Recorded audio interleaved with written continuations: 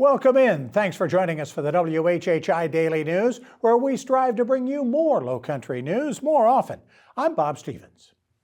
We've already talked about how the town of Bluffton is now working on new golf cart rules to complement what the state is already offering up. Well, the city of Beaufort, one step ahead of Bluffton, already enacting its new golf cart rules that will allow the operation of carts at night, but mandate that everyone on carts must be seat belted. To be driven at night, the carts will have to have headlights, taillights, and turn signals. The seatbelt law, tougher than the state's. The Beaufort rules, similar to Port Royal's next door. That'll help.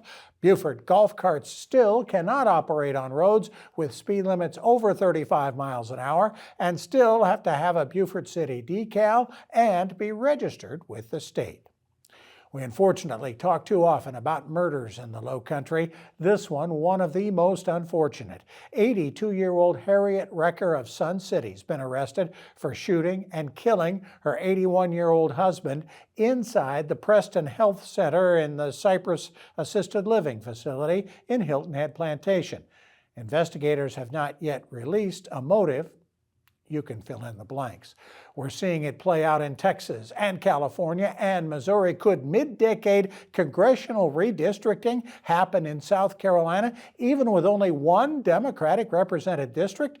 Well, current Congressman and candidate for governor Ralph Norman really likes the idea of redrawing the state's congressional districts to draw Democrat Jim Clyburn's district into other safe Republican districts, effectively weakening Clyburn's ability to win an election, and the Republicans to own all 7 seats in Congress.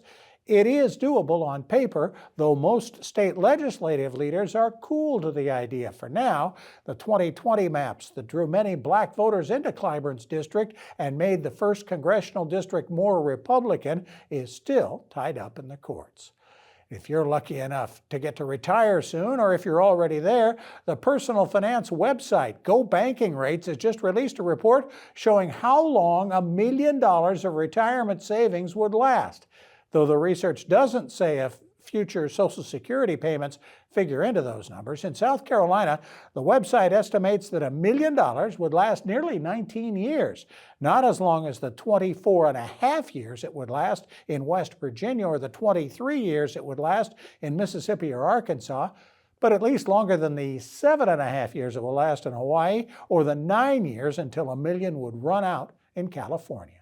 For more details on these and other Lowcountry news stories, we invite you to visit the sources listed on your screen.